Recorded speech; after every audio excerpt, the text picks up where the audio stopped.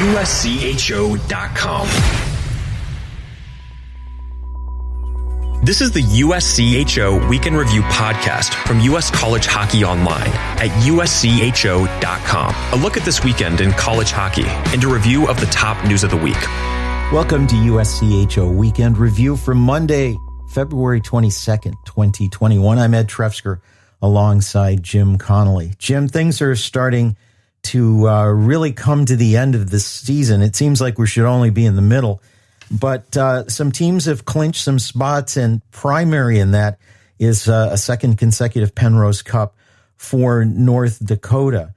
They swept Omaha over the weekend, including a big 7-1 clinching game. We'll get into that in a little bit. But first, it's interesting to see how North Dakota and Omaha, maybe because they're seeing so much of each other here at the end of the season, this has turned into a pretty decent rivalry between these two teams. Yeah, well, and we'll call a spade, and Saturday night became a bloodbath. I mean, the two teams combined for 104 minutes, had a big line brawl in the final minute of the game. Obviously the score gets out of hand. That's going to happen. But, they're playing 6 times down the stretch here in the end of the season, and they'll play 2 more times, I believe, single games over the last 2 weekends, if my memory serves me right. And, playing that much over a short period of time, I don't know that they consider each other rivals, but I do believe that there is, within the NCHC, that has become a little bit of a rivalry. And, Omaha probably always feels like they have to take a backseat to North Dakota. And guess what? They had to take a backseat to North Dakota again this weekend. North Dakota clinches the Penrose Cup. Nobody's going to catch them. But what to me was so interesting is, we're just like a couple of weekends away from, past talking about the fact that there was a race in that league, and it's gone. The race ended so quickly. You had teams that were chasing, like Omaha, that you thought, oh, maybe they could catch North Dakota. They have so many games head to head against one another. They didn't do that, and because of that, with 2 full weeks left in the regular season, we have the Penrose Cup champion crowned. And as the top seed, they're also going to be the host for the NCHC Frozen Face-Off pod in Grand Forks, playing on home ice, number 1 seed. Things are really rolling well for the Fighting Hawks. And certainly, you're going to have fans inside the building, so that you're going to have a very, partial home crowd that will be cheering on North Dakota. Maybe it won't be 10,000, but I'm sure it's going to be over 2,000. I think I saw 20, 23, 24, 2,500 this past weekend. Everything's going the right direction. They've been given the tournament to host, and that's a big part of it. Now it's just about staying healthy and making sure that something down the stretch doesn't happen. But right now you're looking at a North Dakota team that is rolling. And if they keep on this type of a pace, this type of a clip, they're going to be very hard to beat down the stretch. If they can walk through their conference tournament, which I don't think they will. I don't think it's going to be that easy. But if they can play this way, they might have a chance of doing that. Then you go into the NCAA tournament. I mean, at that point, you'd have to put them among 1 or 2 favorites. I mean, you could probably anoint them that already, but they could be the early favorite in the NCAA field. And they'll be number 2 again in today's USCHO.com Men's Division I ice hockey poll, behind number 1 Boston College. Might as well talk a little bit about BC. A sweep over Maine, and BU, it took overtime, but got a single game win against UConn. Is this shaping up to be a 2-team race with those 2 teams just separated down Commonwealth Avenue from each other? It feels like that's the direction. The one big question mark in all of this is what's going on with UMass. They haven't played in a couple of weeks because of just rampant number of COVID cases on campus. I don't have any internal information if they have cases within their players. I know we talked to Greg Carvel a little over a month ago, and they hadn't had a COVID case all year. So if they don't get a chance to really get back to play, a team that had a huge point advantage, games played advantage over everybody else, is kind of sitting here and watching BC and BU continue to churn out victories. And they're now at kind of a disadvantage if they're going to be the top seed in that Hockey East tournament. I believe they're still 3rd in the Hockey East Power Index. And it's a little bit of a stretch to think that if they only play, say, 2 more games, or maybe, even if they get the 4 games that maybe they would get, possibly get in, or a fifth one if you played a midweek game. Even if you're able to do that, will you have enough to catch and pass BC and BU? So it does feel like this is starting to become a two-horse race, even though we know UMass has had a good season, has a very good team. Speaking of the HEPI, we still don't know what the components of that are. They are keeping it very close to the vest in Hockey East. It reminds me of the old joke from Laugh-In, and I know I'm horribly dating myself here, but it's, yes, you are. The formula is hermetically sealed in a mayonnaise jar on Funkin' Wagnall's back porch. Nobody really knows what it is. I'm sure the teams must know. The coaches must know. They have to know what they need to do to get where they need to be. But with everybody getting in the playoffs, it's just set for playoff seeding and potentially for a league championship. But what do we know? And is anybody trying to reverse engineer this? I'm told that the league will be in a position, going into each night's games to tell teams, if you win, if this team loses, what happens. So I believe that is possible. And I do believe that many people have tried to reverse engineer it. I've tried to do some math myself. I can never get it exactly right. So I think there's some weighting of games when you win at home versus on the road. Obviously a win on the road is weighted a little stronger. That's kind of my variable that I can't seem to get right. But, you're kind of at a point where you might have, multiple teams, think that they should be in first place. And then the HEPI, the HEPI, whatever you want to call it, the power index, is really going to be the true test of is spitting out the right data in telling teams where they are at the end of the season. The reality is, I think the only really, really important numbers are who's top four and who's top five. Top five, you obviously get a bye. Top four, you're going to host a quarterfinal game. If you don't really worry about anything else, those are the things you really have to fixate yourself on, because you don't want to have to win 4 games to win a Hockey East championship. A lot easier to win 3.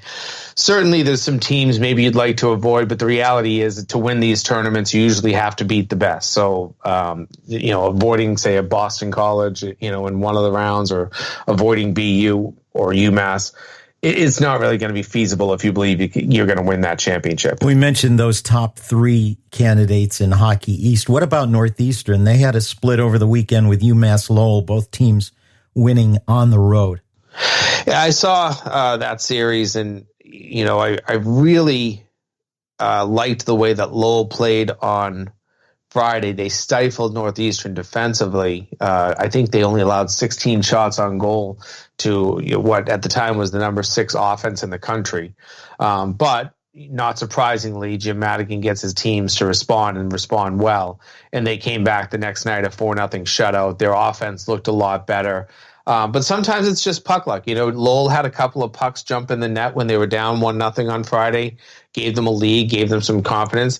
Same thing for Northeastern on Saturday. They have a couple of pucks, bounces, jump in the net, and next thing you know, they've got a lead. They're playing with confidence. So it's amazing how puck luck can factor in so often. But both of those teams, even though Lowell, I think, is 7th in the power index, and I think Northeastern is 6th, and Northeastern's trying to play themselves up to at least 5th so that they don't have to play that opening round series. But, those two teams are pretty darn good 6 and 7 teams. They're not teams I would love to have to face in a 1-game series. Let's turn to the Big Ten. Minnesota is on the doorstep of clinching a Big Ten title after a sweep of Minnesota State. Just 4 more points needed to clinch. Wisconsin has a scenario to win the league also. How are things shaping up in your mind in the Big Ten? Well, it's interesting because Wisconsin will play the next 2 weekends. Minnesota is off this weekend, so technically they could back into a championship. I'm sure that they're going to want to win a game in the last week of the season, regular season, to clinch it, but they might honestly come back 2 weeks from now already the regular season champions. But listen, we know that both of those teams, and to throw in Michigan, All are very strong. Just the whole thing for me, I feel like I'm a broken record when I talk about this in the Big Ten. Is just nobody is consistent. Michigan loses a tough game on Friday night on the road at Ohio State, and then they bounce back with a 6-0 win the next night. So it's one of those things that you feel like what Michigan is. You feel like what Wisconsin is. Wisconsin gave up 5 goals to Notre Dame on Saturday. So besides really Minnesota, it doesn't feel like we know that Minnesota had some really big stumbles in the last month. It doesn't feel like there's been much consistency. So I feel like that league in a single elimination tournament, especially the fact that it'll be at Notre Dame. We haven't heard anything if they're going to allow fans in or not. But it's going to be wide open. That's going to be a very wide open tournament. Minnesota, though, if they can get to the top there, getting that bye through the first round will be very advantageous. I think maybe the most dangerous team in that playoff is going to be Notre Dame. No doubt. Not just because they're playing at home, but because they are such a wild card. And we have seen some flashes of brilliance from the Fighting Irish this season. Yeah, I mean, we talked to Jeff Jackson earlier in the year. He hasn't been overly happy with his goaltending, and that's usually one of the things that is one of the best elements of his team. But when they put together some great performances, they're a very tough team to beat. Their offense gets going. They play with the lead. The only thing, and we put this as the caveat, they have been a horrible home team this year. So the fact that they're hosting this tournament probably doesn't mean a lot to them, because this year at home, they're 3-10-1. They're 7-2-1 on the road. So go figure, I guess, is the only way to describe that. It's a little unorthodox way to approach things, but you're sitting there and you're 10-12-2 at this point in the season. There's no doubt that if they, if things finish the way they are right now, they get Penn State in the first game. Then if they win that, they get Minnesota in the second game. And, you put one game together against Minnesota, Minnesota's out of the tournament, and you're in the finals. So you're right. They could be a dangerous team, but they're going to have to start liking playing at home a little bit more. Maybe they should use one of the visitors' dressing rooms at Compton Family Ice Arena. Might help. Well, we got more of Weekend Review coming up, including Atlantic Hockey and the WCHA. ECAC had the weekend off, so they get a pass from us. But we'll be back in a moment here on Weekend Review. This is the USCHO Weekend Review podcast from U.S. College Hockey Online.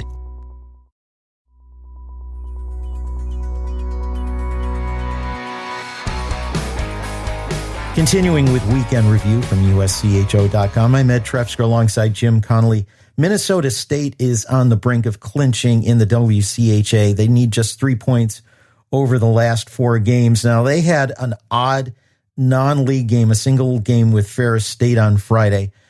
They won in overtime, 5-4. 4 goals on 10 shots on Dryden McKay. Very uncharacteristic. Probably good to get that one out of the way, but Minnesota State seems to be in the driver's seat right now. I mean, the fact that they won that game on Friday in overtime just is probably the biggest takeaway. Yes, Dryden McKay is human, and yes, he can have some bad nights. But he proves every night that he's good, and he had a nice bounce back the next night. Just allowed 1 goal, but you're gonna have those clunkers. You're gonna have a stinker every now and again. Dryden McKay had that, but his team bailed him out. Found a way to get the game to overtime and then score very early in the overtime period. That is one of those things that when you're sitting there as a coach, you just take that deep breath and say, "Oh, not our night, but we still got a win." It's absolutely huge. While we're talking about the WCHA, we should also note Bowling Green. Now, Bowling Green went into the weekend having lost 4 games in a row. They had games on Saturday and Sunday at Northern Michigan. Saturday's game was a 0-0 tie and a shootout loss for Bowling Green, but a 6-2 win over Northern Michigan gets them off the schneid. They were very much touted as a top 10 team earlier in the season. Hopefully they've turned things around. They're putting a lot of shots on goal. They have a potent offense. What do you see for Bowling Green? Is this just a bump in the road, or are they still a little shaky? I think it's a confidence thing, right? You start playing well and you earn that confidence. You start putting together some bad games, that confidence goes away. And I think that's what we saw, is that they just started to lack a little bit of confidence. We're seeing it in many different leagues and many different teams right now, that if you're playing well, boy, you hit the gas pedal and you go. North Dakota, Boston College, Boston University, all three of those teams, even Minnesota State, you'll mention it as well. But those teams find ways to win games. Whereas the teams, when you don't have that confidence, suddenly you find ways to lose games, or you find ways to struggle offensively like they did on Saturday night. So I think Bowling Green has plenty of potential. Do I think they're an NCAA tournament team? They're right on the brink. Were they one, a month ago in my mind? Yes. But when you slip and you have that type of a gap in your schedule where you go 5 games winless, that's when you can kind of sit there and say, are they the real deal? Are they ready for prime time? That's what, when we get into NCAA seeding and talking about that and the committee and what they're going to do with the NCAA, those are going to be the hard conversations to have. And we'll get into that a little bit later on in the podcast. Let's turn to Atlantic hockey. 2 teams that were riding high going into the weekend were Robert Morris and Canisius. Now, Robert Morris was just coming off a break. And what I've seen from teams when they're getting over quarantine or COVID pauses is maybe that first game back, it takes part of that game or maybe the whole game for teams to get their legs underneath them and get back into gameplay. Canisius got back into action the previous weekend, went out to Air Force, and the Falcons at home picked up 5 out of 6 points on the weekend. They got an overtime win and a regulation win. That was the second and third win of the season for Air Force. So that pulls Canisius back a little bit. Robert Morris, same thing, a 6-1 loss and a 4-3 loss over the weekend at the hands of RIT. Both Canisius and Robert Morris were being touted in some circles as possible at-large teams before the weekend. I think that pulls things back, and I think we're going to see Atlantic hockey be at most a 2-bid league. We can get into that again when we get to the latter part of it. But that whole conference is coming down to earth, although AIC at 13-3 has clinched first place in the Eastern Pod. And while we're talking pods, we should talk about the playoff format in Atlantic hockey. Yeah, a little crazy the way they're going to do the playoffs. They will play the entire tournament in pods. Correct me if I'm wrong, Ed. They'll stay in their pods until the championship game, and then there will be the crossover of the two, and then Air Force gets into the pod wherever the lowest remaining 3 seed. If Air Force stays the 6 seed, will get Air Force. So it's a strange little playoff structure, but AIC, you mentioned, they cannot be caught. Army is the only team that's chasing them. They have only 1 game left. If AIC lost all of their last 4 and Army won that single game, by the way, credit to Army, boy, 9-game unbeaten streak to get into a position to even challenge for first place. But still, they wouldn't be able to catch AIC. So they'll be crowned the champion of the Eastern Pod, the Western Pod. That one is very much up for a grab. It sounds like you have 3 teams, throw RIT after this weekend sweep into the mix, but it could be Robert Morris, Canisius, or RIT that clinch first. Yeah, if RIT wins out and Robert Morris loses to Mercyhurst and Niagara picks up some points against Canisius, RIT is in there. Canisius has 2 games with Niagara. RIT has Niagara at home and Mercyhurst on the road. And Robert Morris has a single game on the road at Mercyhurst. And then, then they have to juggle things around. They're going to award regular season champions to each pod since there's been no cross-pod play. So AIC is one of them, and either Robert Morris, Canisius, or RIT will be the other one. I think that in that league, you could make a case for Army also in an at-large situation, but I really think only AIC and Army right now. AIC definitely, Army possibly have opportunities to be at large. I think Atlantic hockey is at most going to be a 2-bid league, and we'll get into that in a moment. One other thing that we wanted to talk about is kind of the downfall, sort of the plummet in the last 3 weeks of Minnesota Duluth. How much do we have to be concerned about the 2-time defending national champions?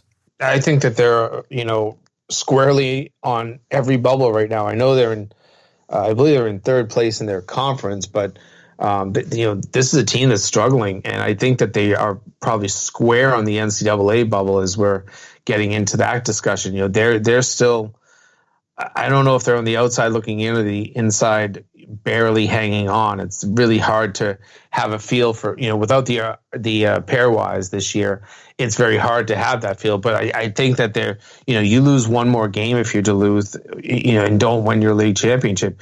It's very, very possible that you could be out on the outside looking in when the NCAA field is selected. And that's a team that, not too long ago was rolling, and we, had them, they were a top 3 team, I think, in the USCHO poll at once. And they're still right there. I mean, they were number 8 going into last week, but 3 losses in a row. Western Michigan for 2, Colorado College. I mean, you're talking, that's arguably one of the worst teams in the league. You lose that one, and over that span, you score just 2 goals. That's what I think is concerning. You're not too far away from February 5th, where you had an 8-1 win, and then the next night a 3-1 win over Miami. Now suddenly you can't score goals. It's befuddling, and it certainly is concerning, I'm sure, for their fans, because they really have put their NCAA life in jeopardy. Well, let's take a look at what teams we think are likely to get an NCAA bid. Sort of smoke-free, smoke-filled room bracketology here as we look through the leagues. And why don't we just do this arbitrarily in reverse order? When we look at the WCHA, Minnesota State right now, I think, has to be considered a lock. I think they will be an at-large team if they don't win that. But then you've got some wild cards in there. Lake Superior, which has been on a bit of a roll. Bowling Green, we talked about. Bemidji State also in the mix. What do you see as possibilities out of that conference? Yeah, even Michigan Tech, you kind of have to throw in there as a wild card as well, coming off a nice sweep of Bemidji State. I think you're right. The only lock that conference has is Minnesota State. I think they probably get a second team in. I don't know who that team is. If you use the NCAA, what they say that they would use the pairwise within a conference, right now Bemidji State is the second highest team in that conference after Minnesota State. But I'm not sold on Bemidji State right now. They're good. We know that they're good. They had some real quality wins. They played a tougher schedule just because of their non-league games that they ended up playing.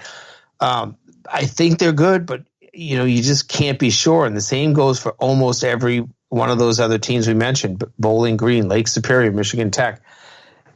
I have a hard time selling myself on all of those or any of those being at large teams. They're good.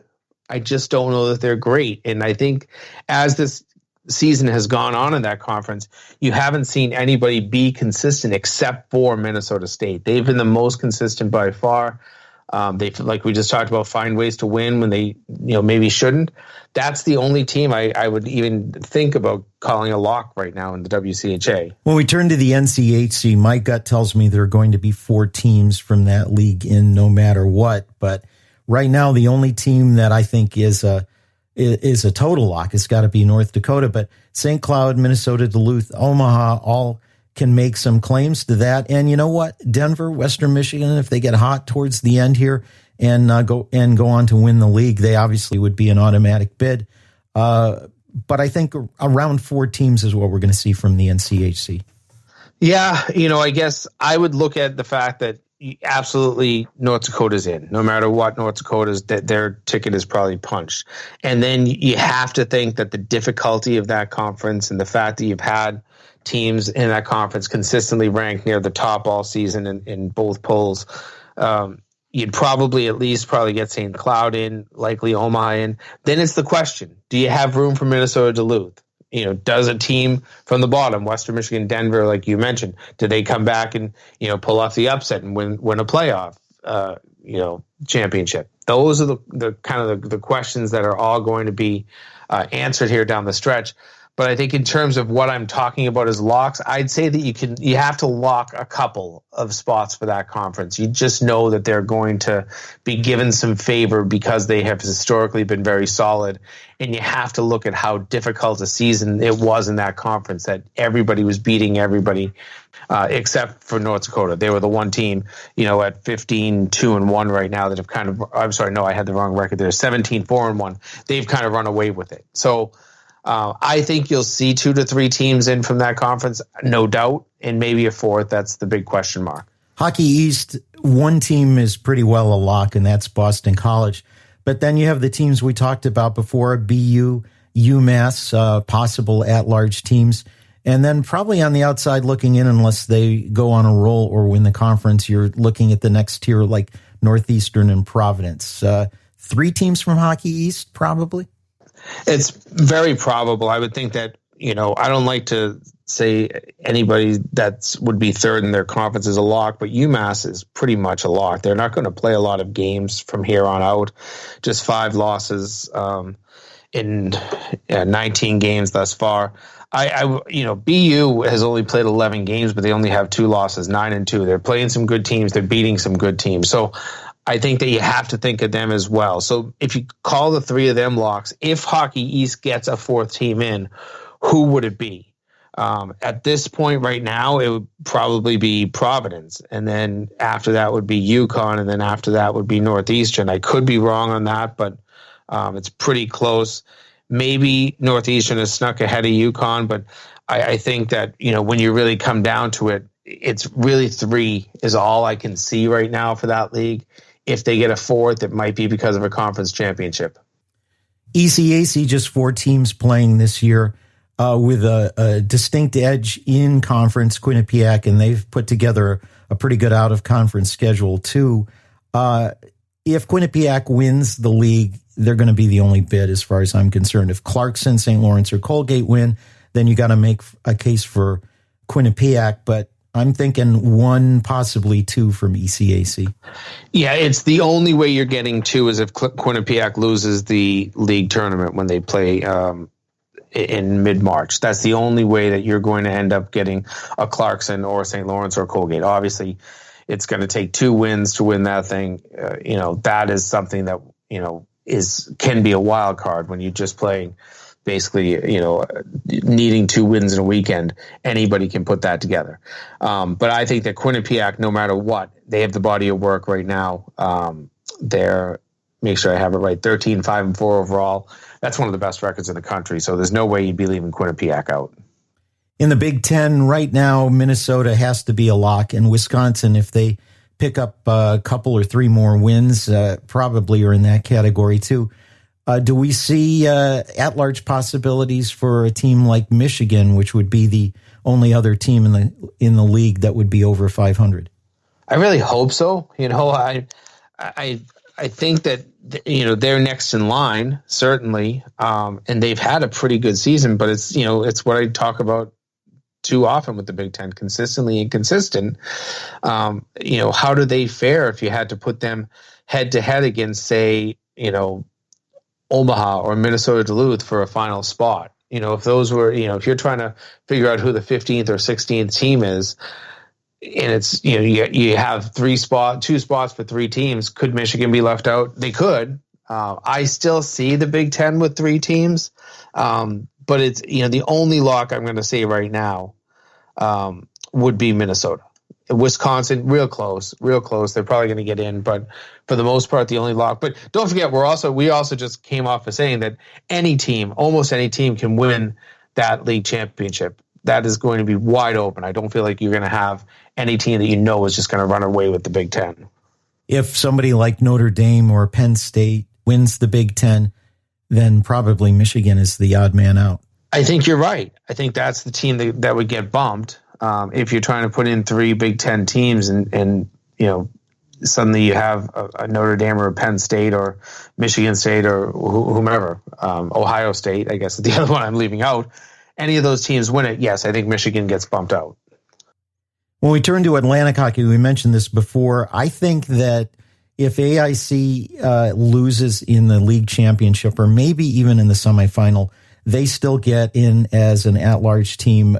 I think you're hard-pressed to get anybody else in that way, maybe Army, depending on how things go in the playoffs for them. But it's a 1 or 2 bid league this year, Atlantic Hockey. It would only be the second time they've had 2 bids, but we've seen the continued strength season after season by AIC. This is 2.5 consecutive years of league championships for them since they have a shared championship this year. We'll call it 2.5. But Eric Lang has put together a solid team that also had some postseason success in the big tournament a couple of years ago against St. Cloud. So I think 1 or 2 is about it. Nobody else comes close. Robert Morris, maybe you could talk about that too, but they kind of got exposed over the weekend as well. I think so. I think that you've got to put AIC in the tournament no matter what. So if they lose in their league championship, you get 2. Otherwise, I have a hard time. Maybe Robert Morris, as you mentioned, they've been a team that's been kind of in the rankings all season and probably fall out today, or maybe they'll be right around 20. But I feel like you're just still haven't convinced people. And I think it's too bad because I think the Atlantic Hockey has shown better than many other conferences in the NCAA tournament over the last 5-6 years. They've gotten through the first round multiple times. There's some conferences that can't even say that every year, that they've had at least, they might get 3 or 4 bids and they can't get one team through. Atlantic Hockey has had one team for a number of years now. It's almost a decade, I think, straight.